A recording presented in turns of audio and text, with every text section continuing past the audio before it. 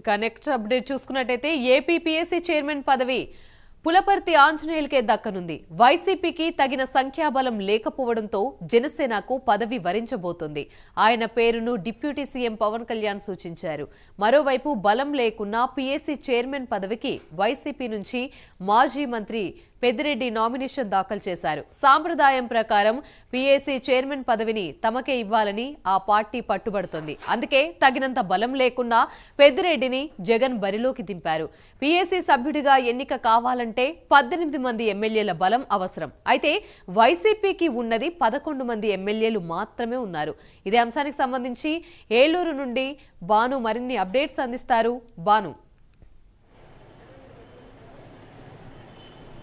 Right Yamini ఈరోజు ఏదైతే అసెంబ్లీలో నిర్వహించిన పీఏసీ చైర్మన్కి సంబంధించిన పదవికి సంబంధించింది ఏదైతే కార్యక్రమం నడిచిందో ఈ నేపథ్యంలో చూసుకుంటే భీమవరం శాసనసభ్యుడు ఎవరైతే జనసేనకు సంబంధించిన శాసనసభ్యుడు ఎవరైతే పులపర్తి రామాంజనేయులు ఎవరైతే ఉన్నారో అతనికే ఈ పదవిని భరించే అవకాశం అయితే ఉందని చెప్పి గట్టిగా చెప్పొచ్చు. ఈ నేపథ్యంలో చూసుకుంటే ఏదైతే ప్రతిపక్ష హోదాలో ఉన్న ఎమ్మెల్యేకి పదవి ఇస్తారు. గతంలో కూడా ఇది 2019 నుంచి 2024లో కూడా పయ్యావుల కేశవ్ అయితే ఈ పదవిని అలంకరించుకొని ఈ పదవిని చేపట్టారు. ఈ నేపథ్యంలో చూసుకుంటే ఇప్పుడు సరైన సంఖ్యాబలం లేకపోవడం వల్ల ఏదైతే వైఎస్ఆర్సీపీకి 2024లో జరిగిన ప్రభంజనం ఏదైతే ఉందో దాంట్లో భాగంగా కేవలం 11 సీట్లకే పరిమితమైన వైఎస్ఆర్సీపీకి ఇప్పుడు ఏదైతే ఈ 11 ఎమ్మెల్యేలు ఉన్నంత మాత్రాన వీళ్ళకి ఈ పదవి ఇవ్వరని చెప్పినని టెక్నికల్గా వచ్చే అవకాశం అయితే ఉంది. ఈ నేపథ్యంలో చూసుకుంటే ఏదైతే ఇంకో పార్టీ ఏదైతే ఆల్టర్నేటివ్ పార్టీ జనసేన పార్టీ ఏదైతే ఉందో అది సంఖ్యాబలంగా కూడా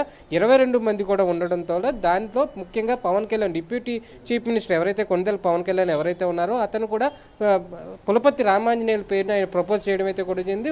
వన్ సైడ్గా కూడా ఆయనకి పదవి అలంకరించే అవకాశం ఉంది. పీఎస్సీ చైర్మన్ పదవి అనేది చాలా పెద్ద పదవి, చాలా గొప్ప ఉందాతనంగా వ్యవహరించే పదవి. ఈ నేపథ్యంలోనే అతనికి సంఖ్యాబలం లేకపోయినా టెక్నికల్గా ఆ పదవికి వైఎస్ఆర్సీపీ నుంచి ఇవ్వకపోయినా కానీ అతనికి ఎవరైతే పెద్దిరెడ్డి రామచంద్రారెడ్డి ఉన్నారో అతనితో జగన్మోహన్ రెడ్డి నామినేషన్ వేయించే పరిస్థితి కూడా ఉంది. ఈ నేపథ్యంలో అతని నామినేషన్ కూడా తిరస్కరించి పులపర్తి ఆంజనేయులకి పదవిని ఇచ్చే అవకాశం ఉంది. ఇప్పటికే భీమవరం నగరంలో అంటే ఉమ్మడి పశ్చిమ గోదావరి జిల్లాలో కూడా జనసేన నాయకులు అదేవిధంగా కార్యకర్తలు వీర మహిళలు అందరూ కూడా ఈ పదవి రావడం వల్ల పులపర్తి ఆంజనేయ గారికి ఎప్పటి నుంచో అంటే 2009 నుంచి 2014 దాకా కాంగ్రెస్లో, అదేవిధంగా 2014 నుంచి 2019 దాకా టీడీపీలో, అదేవిధంగా 2024 అంటే గతంలో జరిగిన 6 నెలల క్రితం జరిగిన ఎలక్షన్లో కూడా ఈయన ఎన్నికను అంటే ఇది 3వ ఎమ్మెల్యే కింద కూడా ఆయన ఎన్నికడం వల్ల ఈయన అర్హులని ఈ పదవి స్వీకరించి అందరికీ న్యాయం చేస్తారని చెప్పిన పబ్లిక్ అఫైర్స్ ఏదైతే ఉన్నాయో వాటింటికి న్యాయం చేస్తారని పదవికి ఉందాతనం తీసుకొస్తారని చెప్పని పబ్లిక్ ఆయన అభిమానులు కూడా చెప్పే పరిస్థితి ఉంది. చూస్తే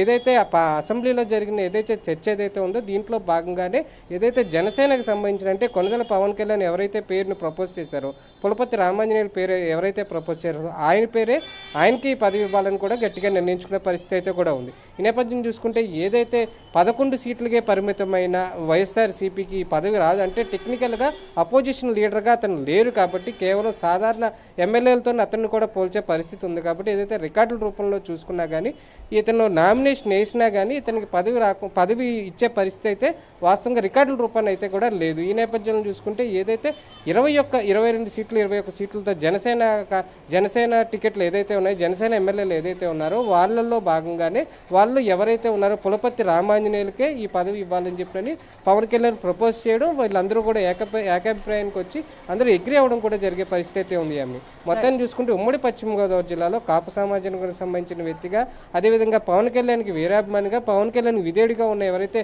పులపర్తి శ్రీరామాంజనేయులు ఎవరైతే ఉన్నారో అతనికి పదవి ఇస్తారని చెప్పని మొత్తం పబ్లిక్ అదేవిధంగా ఆయన కార్యకర్తలు అభిమానులు పెద్ద ఎత్తున ఎదురు చూసే పరిస్థితి ఉంది. ఆయనకి ఖాయమయ్యే అవకాశం కూడా ఉంది. ఆమెని రైట్, థ్యాంక్ యూ బాను.